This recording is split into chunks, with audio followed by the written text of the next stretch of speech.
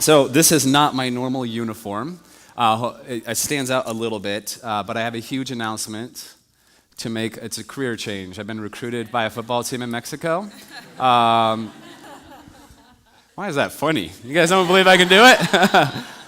No, this shirt was actually given to me by the leader of Ocean View Ministry, which this is their logo right here, which is the ministry that we partnered with when we went down to Mexico. And Conrad gave me this shirt, which was very generous of him. I think people always think, well, 6'1", so extra large, double X, so it's always bigger than it's supposed to be, but that's fine. It was a very generous donation, and he made me promise to wear it on a Sunday. So this is the Sunday, since it's Mission Sunday. So today is a little bit different in that we're going to be sharing a little bit about what we did on our mission trip. There was 37 people in our community that went down to Mexico in December, early December. So we're going to be sharing a little bit about what we did here today, mostly through videos and people sharing their own experience. So Dana, I met Dana in May of last year at a workshop, Isaac Archuleta workshop. And I still remember opening the door, and she's like, yeah, I'm here for a workshop. It was somebody's house. It was the Starton's house, actually. It was at your guys' house. Opened the door. She's like, I'm here for a workshop. She didn't know anybody there, nothing. She walks in. I'm like, don't worry. We're friendly. We're safe. It's okay. We connected. She came to one church, and then we went out for coffee a few times. And quickly, I realized that Dana was extremely gifted in multiple areas, leadership being one of them. She has an incredible story. Incredible journey. That's her story to share and tell, so I won't do that. But one thing she has worked through, her story makes my childhood look like Mayberry, right? I'm like, oh my gosh, how can people live through this and be so strong? But one of the things that she was passionate about as we were talking was missions. She's like, I'm really passionate about missions. And now looking back, I wonder if there was like subtle hints to me that I didn't pick up at first, because she's like, I'm passionate about missions. Has one church ever done missions? And I was like, well, we did like years ago, but we haven't for a while. And so the next time we met, she was like, would one church be interested in going on missions? I don't know if that, I was just slow, and I apologize if I was slow to that. Would one church be interested? I'm like, yeah, I think so. We here at One Church, our purpose, our vision, and why we exist is to create a safe place that reflects the inclusive love of God.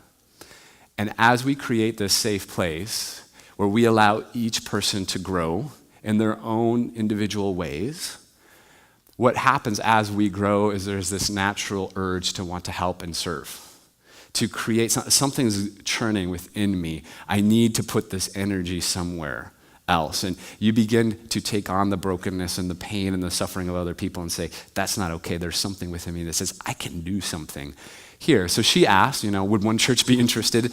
And I said, yeah, I think so. I think there's a lot of people that our community tends to bring people who've been hurt, wounded, kicked out of some churches at point. But as we heal and grow together, there's this desire to serve. So I said, of course. So I checked with the board, got a green light. I said, Dana, yeah, we're on. She's like, great. I already reached out to some people in Mexico, got some partnerships going.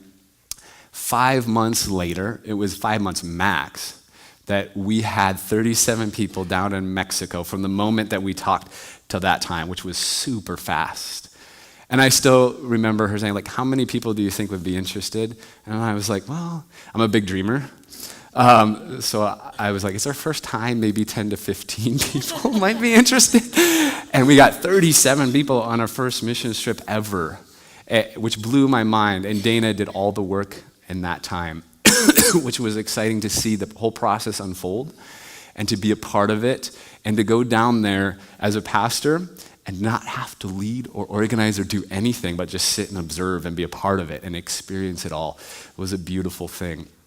I really feel like that trip was a monumental part of our journey as a faith community. For those who went, those who gave, and those who are part of our community, we did this together. We could not have gone on this trip if this community did not exist. And it was monumental, I think, for a couple of reasons. I'll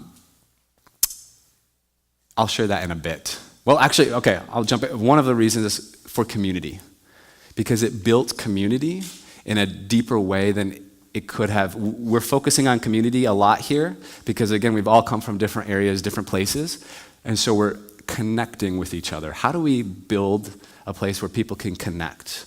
Because that's a fundamental human need, and not connect in a way like I'm going to impose my views upon you, but connect in a way that is a safe place that I can encourage you and you can encourage me, and we grow together.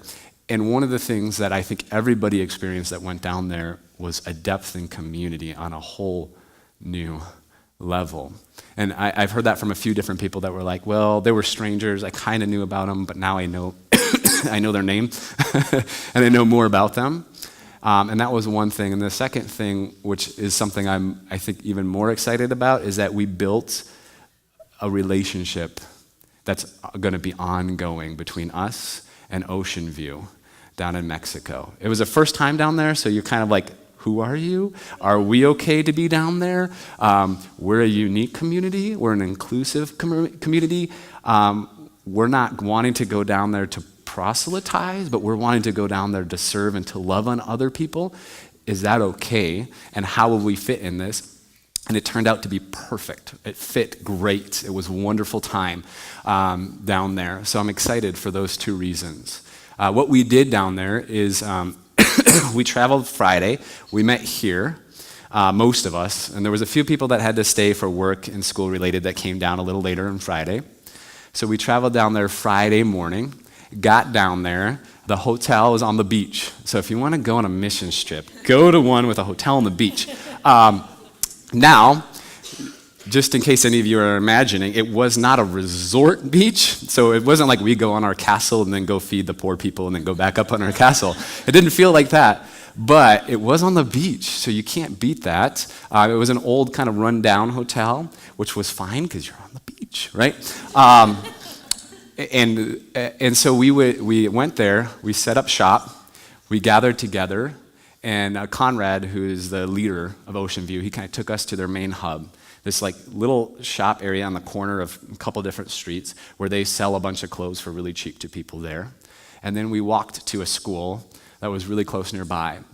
Most of the people stayed at that school, did some painting, all the railings. You'll see some pictures here in a few moments. We'll kind of give you some images as well. And most of the people stayed there, did some cleaning up of the trash around the place and rubbish and tree stuff and all that. And a few people went to different other locations, did some construction stuff. So what's really neat is that Conrad stays down there, builds connections with all these churches and all these people down there.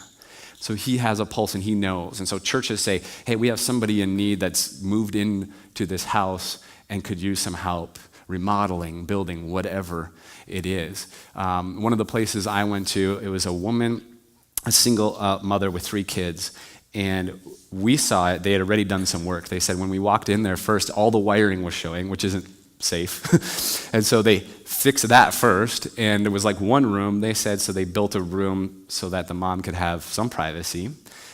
So some of us did some drywalling and spackling on there, some plumbing. Outside was their bathroom.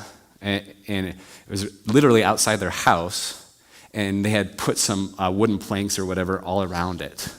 And that was their bathroom. And so we kind of tore that down and we began to frame that. And that's just one example of some of the stuff we did. We got to partner down there. And so we kind of spread out. Friday night, came back, had carne asada dinner. Hello. Unless you're a vegetarian, then you had beans and rice. And then we got to hang out a little bit at the beach, wake up early Sunday morning. Some of us made breakfast. I was the lucky one who drew that straw. So I cracked 100 eggs. You're welcome. If you're like, oh, that's why they were so crunchy. Yep, that was me. But another neat part about this is that we got to serve each other and others. And so we woke up, some of us made breakfast, and then there was like 5 or 6 people that served, and you'll kind of see pictures again. And we served each other during that time. So we ate breakfast, we sat around, then Conrad, I don't know how he does this, but divided 37 people up in all these different areas. You're going here, you're going here, you're going here. Most of the people did either some sort of construction, worked on a house, or they went and they did something with kids. I wanted to do something with kids, and I didn't get to. Somehow I got on construction, which is not my gifting at all. But some people got on kids, and they were like, oh, this is new. So we were all kind of stretched and open to that. But kids is great because you just gather them, and all they need is somebody to look at them and value them and love on them. And so we got to do that, and you'll see some videos of people with piñatas. Some people got to paint faces, play with kids, play games. They got to eat pizza, all this stuff. And then other peoples were speckled all over the city doing construction all over the place. And one thing we learned is alto means stop. And even if there's not an alto, you should still be very cautious and stop. There was a couple people,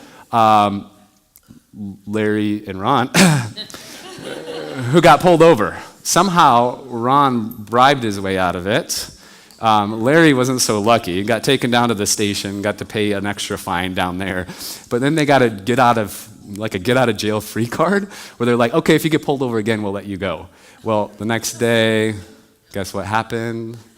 Somebody got pulled over again, and they were like, hi, and the cop, I guess, smiled, like, haha, see you guys. Different country, they do things differently down there. So we're learning. So we paid a couple $100 in fines while we were down there. So if you go down there, just pay attention to alto, and even if there isn't one, just slow down, stop, and then go, which all makes for a great story and a great experience as well. Then we got back for lunch, kind of ate again together, and we went back out. Some of us stayed in the same places, some of us served different places. We came back for dinner Saturday night.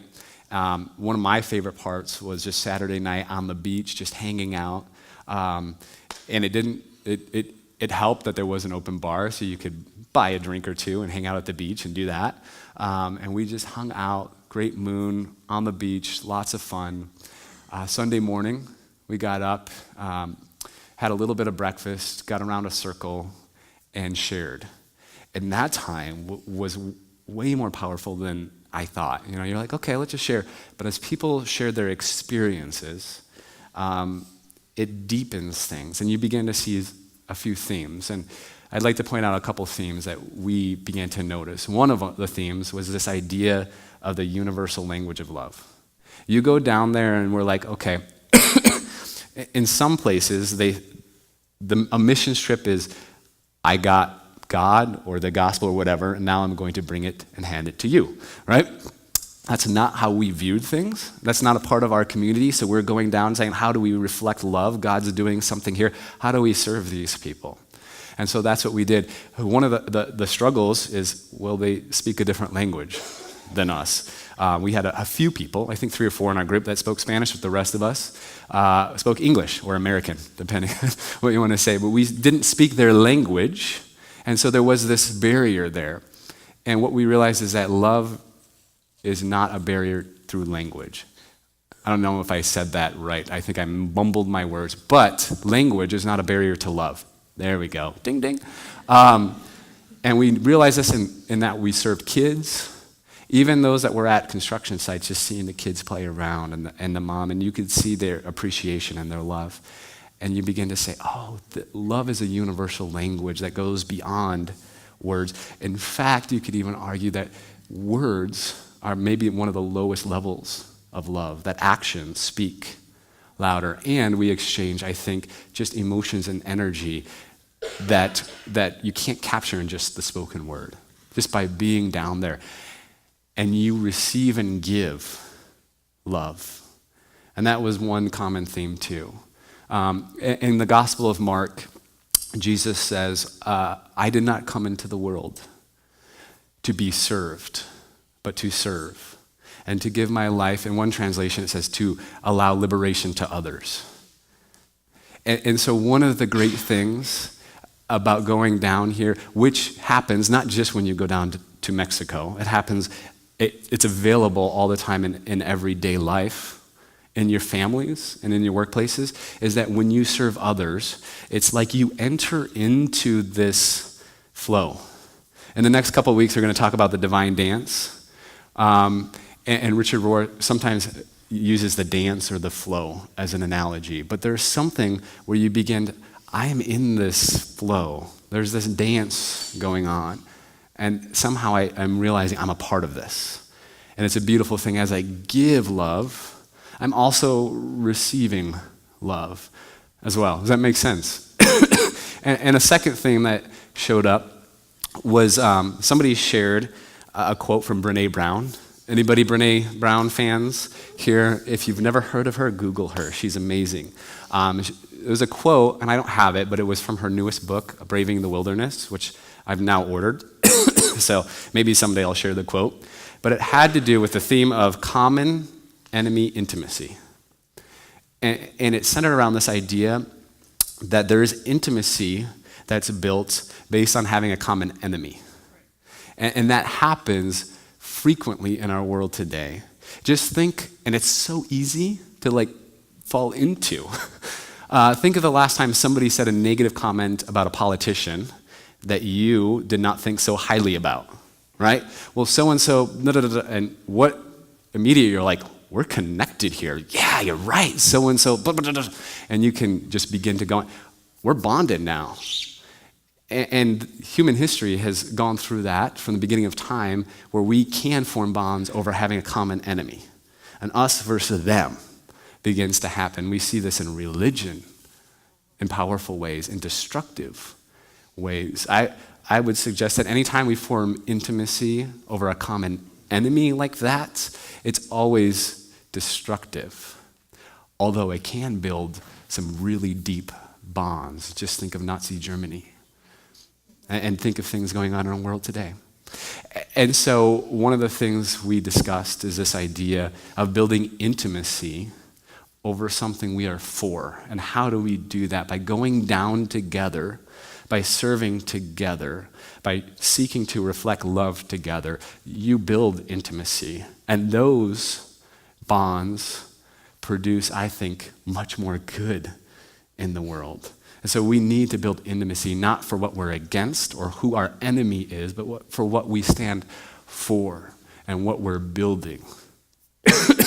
So we have 4 different videos that we're going to share for you in just a moment. 4 different people who sat in front of a camera to share their experience, who went on the mission trip. I apologize, we couldn't get all 37 people on a video camera, or we'd be here until tonight. Well, there's 4 people that were able to sit, and so we're going to listen to their experience and how they enjoyed it. At the same time, you'll see videos and captured moments and pictures of that experience. And so we wanted to invite you in, those of you who didn't go, those of you who sponsored as well, to celebrate this together and say, this is what it was like. So the first video is Ron Pedregon, and he's sharing his experience. One of the things that you'll see him share is this idea of his extended family and how his experience fueled and created this kind of passion within him to continue to stay connected, but also in different ways to raise funds and to help those. So let's go ahead and watch this first video together. Chrisanne, I want you to know I used to be a hand model. You did? Yeah, so I'm pretty trained for for photos. Or at least my hands are. Love was the overall message here. I am your brother, I am your sister, and I'm just here to help you. And hopefully this will, in some, small way make your life a little bit better. That was what we were accomplishing there. And I really felt that overall, the people that we touched and helped out, we really made a difference in their lives. The blood that goes through my veins goes through their veins. We have a long, rich history with our Mexican culture, and I had lost sense of that. For the first time in many years, I felt God's presence there. I'm working with people, I see them every Sunday, but we just kind of go on our way when it's done. But this was just something that brought it to a whole different level. Being there in Mexico, it just brought back this rebirth of who I am and what I have to give to others. Now I want to take it to the next level, and I see opportunities. I work in the welding industry, and I've been in sales my whole life, so I see, unfortunately, I've been to sites where people throw away just truckloads of material that could make a huge difference elsewhere. So it got the wheels turning in my head that, you know, I can start asking people for these materials that they're not using anyways. What started off as just an idea is kind of blossoming, and it's going to be beneficial to the people of the mission. It fills my heart to be a part of this, and I'm very thankful for what you guys have accomplished here. Dana is, what she's done here has basically changed my life. So for the rest of my life, she's going to be my sister. It was life-changing, definitely life-changing.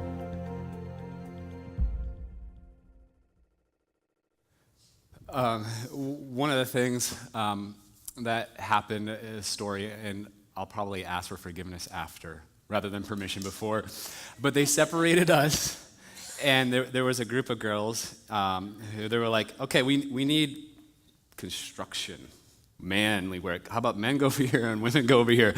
And our community doesn't follow those rules very well, which I think is great, and I celebrate that. And so I remember looking at Loretta and her being like, Aaron, like, what's up with that? I want to go do construction. And I'm like, yeah, you would be way better. So why don't you go talk to Conrad and do that? And so he was like, okay, fine. And so there was like a group of 5 or 6 ladies that went and did far more work than I could have done in construction. And I'm like, I want to go work for the kids because that's me, you know?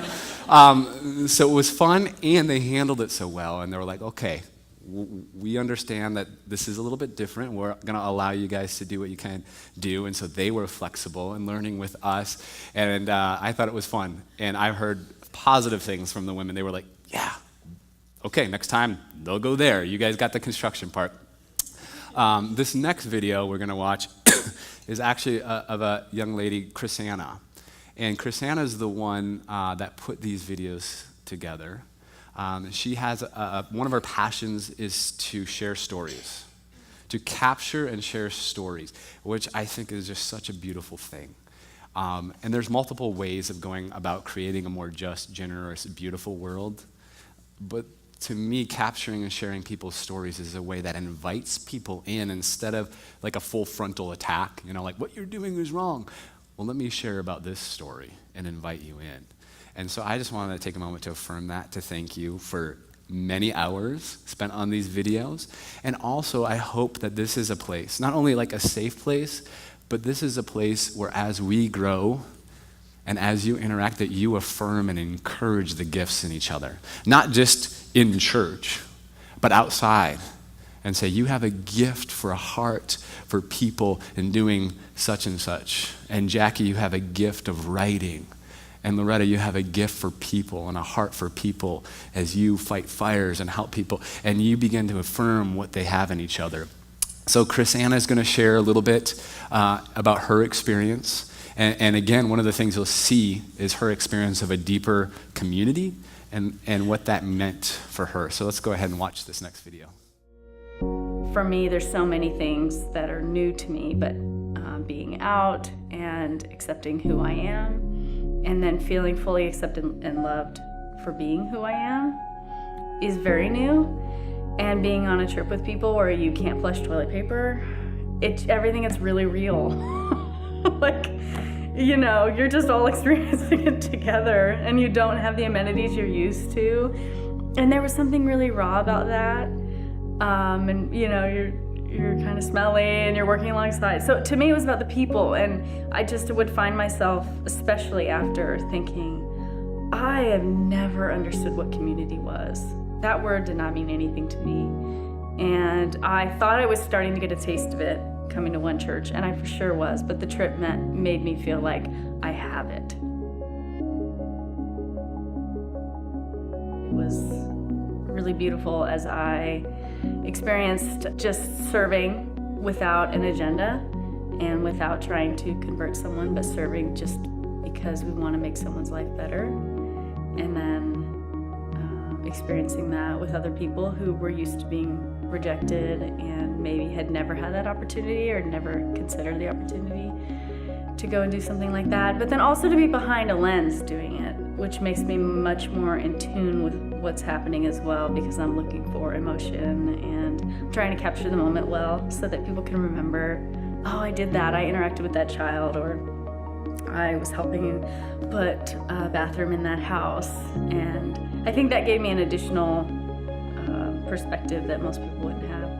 And so I found my heart was changing the whole time. And it's amazing to me that I used to be part of churches where it was in exclusion. We thought we were loving. We thought we were showing the love of God or Christ or whatever. And I was never love at all. And now I'm sitting in this group and thinking, this is church. This is what church was always supposed to be, I think. Just loving unconditionally, regardless of beliefs, and then connecting over something beautiful, like making someone's life better. Wow. I loved especially that part in there. Obviously, she talked about community, but loving without an agenda. And that's harder to do. And it's a beautiful thing. And I hope that we encourage each other to do that in everyday life. It's much easier. Is everybody cold? Yeah.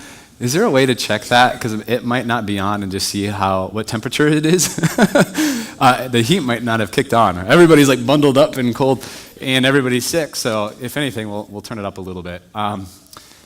But loving without an agenda. And one of the things that has really shifted in my perspective in my past was, okay, this is the gospel. This is whatever, and I'm going to bring it to people.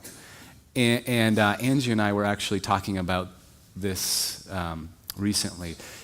It almost feels like if somebody does that to you, it's forcing. And without your consent. So what happens when somebody forces themselves on you physically without your consent? We call that like physical abuse or sexual abuse. And yet, how often does that happen spiritually? And I would imagine most, if not all of us, has felt that at some point, where you interact with somebody and it feels like they're trying to invade your space, and you're just like, I didn't give you consent. Hold on, this feels wrong. And it was interesting. Angie and I were talking about that and just our past. And I have to confess, I've done that multiple times, many times in my past, knocking on doors. Do you know Jesus? Do you know God? Where are you going to go? Invading, kind of forcing myself where I wasn't really invited or consented. So I love that idea of loving without an agenda. And now shifting and saying, what is God doing in this place with these people? And how can I enter into that? There's a dance going on over here. How do I enter into that dance? I'm not bringing something. I'm just saying there's something going on, and how do I enter in for a little while and participate in that different way of looking at it? This next video is of a young gal, Whitney, and I remember sitting down there after we ate, and she's like, Pastor Aaron, I brought some face paint. She works as a tattoo artist, and she's like, I brought some face paint. Do you think I might be able to paint the kid's face? And we're like, well, nobody mentioned that before. Nobody even thought of that. I was like, that sounds awesome to me. So I asked Conrad, and again, he's like, yeah, that sounds great. And so she was able to take just a talent that she has and bring joy to kids. And gosh, I'm going to get emotional. I'm going to try not to. But just to see their face light up. And you'll see some, and you kind of saw it in the last one, but I love there's a picture of a guy who has like a Captain America helmet on, and he's drawn out there, and you can see there's just joy being brought. And just being down there and somebody paying attention to them and using their skills, their talent to create something beautiful. Another thing that Whitney reflects in her experience, she's gone through a lot too, and she's done some hard work of healing and continues to do that. And one of the things that I think her story reflects is that our healing, which we're all walking into in greater ways, is reflective on other people's healing. And as we're healing and as we serve other people, something about helping other people too reciprocates, and we are being healed in the process. Henry Nouwen, a Catholic priest, talks about this idea of the wounded healer. We're all wounded, and yet we're going around bringing healing too. And I think something about that also reciprocates back to us. So let's go ahead and watch and hear about Whitney's experience. I still try to describe in words what happened for me, and I just don't really feel like I can. But with these kids, there was just something about them where the whole world around was just completely shut off. There were a couple times I looked up and I saw kids lined up, or I saw people standing and watching, and I don't care how many kids were running around, how loud it was, how many people were hanging on me, it didn't matter, because there was just this calmness and this connection that I had with each kid that was right in front of me, man, these kids, they've come from so much brokenness and so much pain. I just wanted to try to bring just a tiny bit of light, to them. And it's crazy because they brought more light to me and to my heart that I feel like I could ever even try to give to them, in that tiny period of time. And it just blows me away that these kids are surviving, that those kids even still smile.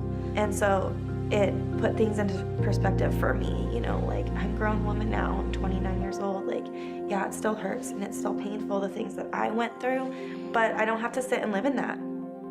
There is grace and there is love and there is joy that I can chase, and that I can have. And I don't know, I have a new drive and a new light for those kids. I mean, they're all that I've thought about since I've got home. I just dream about adopting a couple of those children and bringing them back, and who knows, maybe someday, hopefully sooner than later, that'll actually happen.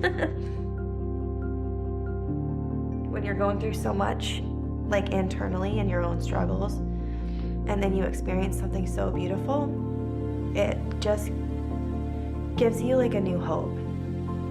And I've been hopeless for a while now. So to even go somewhere for just a couple of days and to have, a lot of healing just naturally happen, that God just naturally did. And then to come back with so much more than you went with, it's just super, super cool. So yeah, definitely a lot of healing and unexpected healing.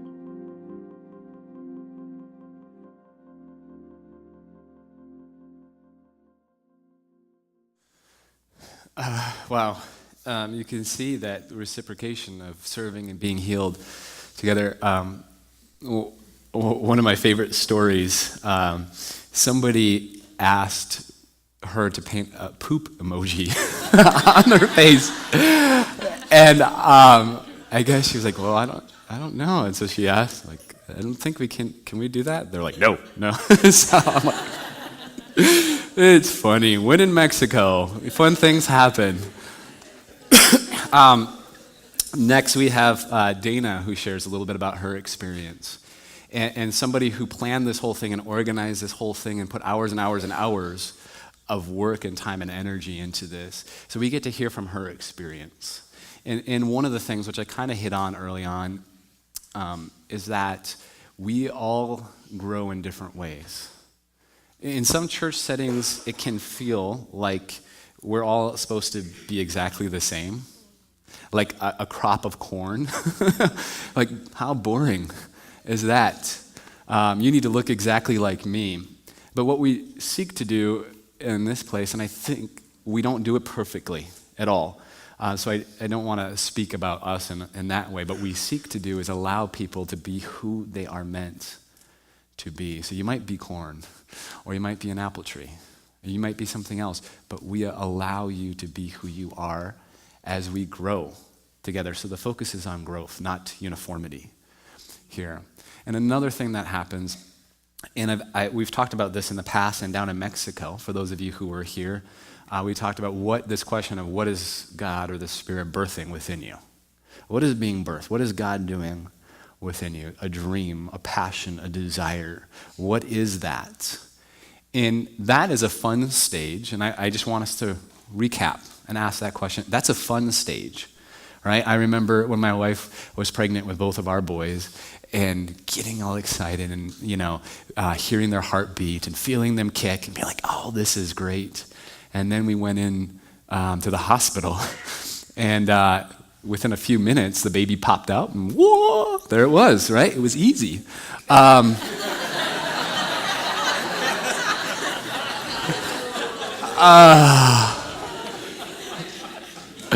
pay for that one later. Labor is hard work and sometimes involves some suffering, right? It is hard work. I'm speaking on behalf of my wife, who did all the work, by the way. But sometimes we get excited, like I feel something stirring within me. But it takes a lot of work to birth that thing into the world. And so just seeing Dana, this is just one example. But I think God is doing that in all of our lives in different ways. And it doesn't have to be just for this community or within the church walls, but outside into the world. So she's a living example of, okay, there's something being birthed in me, but then I'm going to take the hard work and allow that labor to come forth. And we're going to watch her experience, even just the first night, and just saying, it was all worth it just for this. So let's go ahead and watch her story together. I know it sounds like a short trip, 3 days, and we did a lot. From the minute we pulled up to Mexico, we got organized, and everybody went out on a service project together to paint and to work together to make a school, a kindergarten school, to clean it up and to make it beautiful so that the kids could come back to school on Monday and see these beautiful painted fences and a clean playground. And I thought, wow, even if it ended at this, I would feel fulfilled. I had no idea what was in store. So then on Saturday, to experience different service projects and just kind of be out of the box a little bit and to watch people experience things, including me, that I have never done before. And knowing that it was for the greater good and to impact somebody's life in a positive way was really heartwarming to me. And so those moments stood out.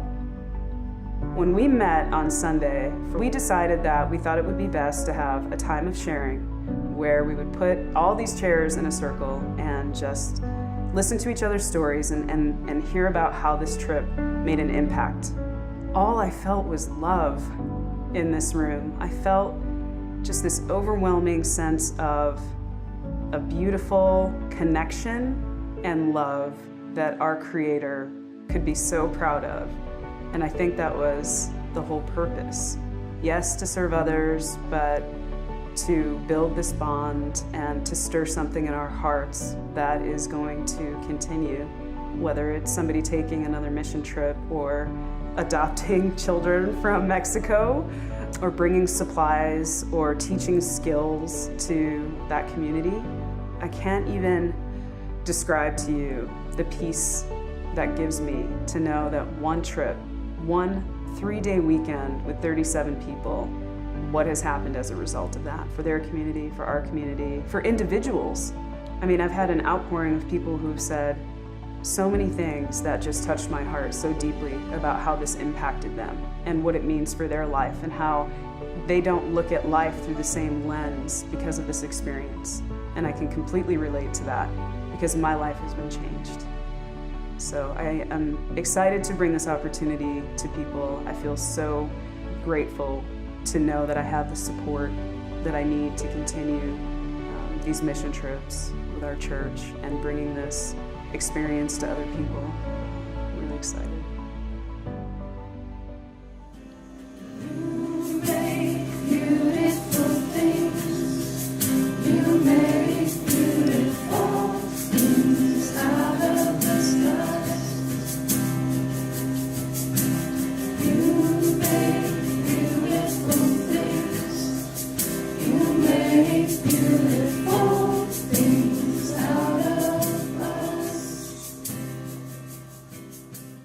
I just wanted to play that last little bit because it's just reflective of our last morning together as we gathered around, we shared about our experiences, and then we worshiped together and had communion together.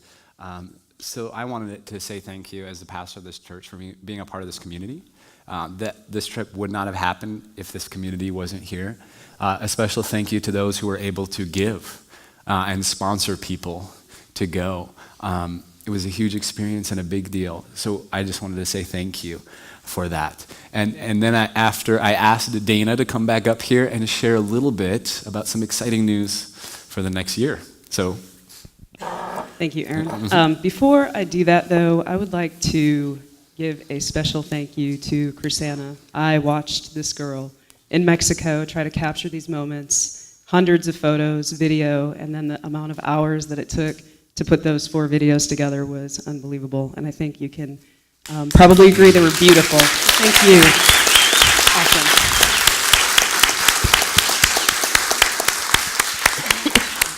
Really grateful for her work because it helped capture what we experienced there in Mexico. And I'm sure you can agree, whether it is because you were there and experienced it for yourself, or you saw on video how powerful that experience was. It was just incredible. And so I'm really excited to tell you about our next opportunity to do this again. So we contacted Ocean View Ministry after this and said how wonderful of an experience we had. They asked for our feedback on our experience and ways that they could make it better for us. They let us really customize our experience in this trip. We got to handle it however we wanted to. We didn't have to evangelize. We could work together and serve the community and love on this community, which was exactly what we wanted. So we are going to have an opportunity to go back to Mexico to serve the community together from April 13th through the 15th, so about 3 months away. And the cost is going to be exactly the same as it was this past time. It's $150 for each person, and that gives you a hotel room on the beach, which is fantastic, and all of your meals. So you'll be fed dinner Friday, all 3 meals on Saturday, and then breakfast on Sunday. And also, if you decide that you're willing to drive and you're willing to take folks with you, we will, out of those funds, reimburse your gas expenses as well as your insurance that you have to get to travel across the border to Mexico. So it's kind of a great deal. We're looking for payment of $150 in full. We won't be doing deposits this time. We need to actually secure the spots because we secured the entire hotel this time. We anticipate more than 37 people may come, so we're probably going to max out at about 60 people this trip. With that said, we're prioritizing based on obviously people from one church community first, and also who pays first. Just to keep it fair. So regarding pay, you can pay by cash with a check. You can drop it in the box or hand it to myself or Aaron or Chapin. I think we'll keep it to those 3 contacts. And just make sure you put missions on your check if that's what you're doing, that you're either going to attend, or if you're going to make a donation towards missions, that's okay too. And this time around, we are going to allow debit card or credit card. So if you want to secure your spot, you can use a card on the One Church website. And if you do that, you just have to let one of us know so that we can tell somebody to allocate the funds towards the trip versus a regular donation towards One Church. And I haven't confirmed with him yet, but Ron, Yep. Ron is willing to also, if you see him, he can do the square swipe, and we will know that that is going towards your spot on the mission trip as well. Additionally, because there are some folks that really have a heart to serve others, if they were not sponsored the previous trip, we will be asking for sponsorships again this time. So if you aren't able to make it, or even if you can and you want to donate a spot for somebody that can't afford it necessarily, that would be fantastic. And we're looking for about 10 total this time around. So I'm also going to make things a lot easier for myself this time, and I have an online form. So if anybody is interested in taking this trip in April, I'm going to be standing outside after service, and I would love for you to come see me, and I'm just going to simply take down your email address. If you want to provide payment to secure your spot today, that's perfectly fine. We'll take payment today as well. But what I'm going to do with your email address is send you an electronic form that asks all of the questions that I tried so desperately to gather last time about special dietary needs, if you're willing to share a room or a bed. The more that we condense people in these rooms, the more people that we can take on the trip. So I'm asking all those questions. It's going to literally take you 2 minutes to fill out the form, but it's going to organize it for me, and I can create reporting out of it. So bottom line is I really need people to read their emails and to respond to them. So if you don't, you won't be able to secure your spot on the trip, and that would be disappointing just because you missed the email. So with the email form, I'm also going to send out, it's like a welcome packet, so it'll give you details about the trip. You can ask me questions at any time. On that form, I will give you my email address and my phone number, so I'm happy to answer any questions about the trip. And so see me at the end of service. Thank you. Question about age. Young. So this time around, we are allowing kids 8 years of age and up to come. However, with that said, there's a lot of things that you have to figure out when it comes to being able to take children across the border. I mean, whether they have a passport, that's great. I think there's a travel card you can get. Where it gets a little semi-complicated is if there's like a divorce situation and you need approval from both parents to cross the border, what have you. I don't know all the ins and outs of that, so I would just ask that if you have a unique situation that you do your due diligence before you try to take your kids across the border. Yeah, $150 is a steal. That is so cheap to be able to go to another nation and help out. So it's exciting. I'm also planning on taking my oldest son, who is 8, so it's up to you as parents, but I felt, after going down there and scoping it out, I felt, okay, I feel comfortable enough and safe enough to do this. And we'll ask to be with kids, and he'll probably go play soccer. I mean, it's like his dream, go play soccer, awesome. So that's probably what we'll do while we're down there. And so, yes. That brings up one more point. Go for it. One of the learnings I had from this last time was Conrad said, hey, don't worry about divvying up all the service projects. We knew all of the construction projects and the kids' ministries that we were going to have opportunities to serve ahead of time. And he decided it would be better for us to come and just figure it out when we got there. I'm actually going to ask for him to allow us the opportunity to determine how everybody wants to serve so that they can do what they're most comfortable with. So I suppose I'll let Aaron work with kids this time since he's bringing one of his own. Thank you. And Loretta probably wants to do construction. So yeah, that'll be something that we organize before we go, so it'll be pretty seamless when we get down there.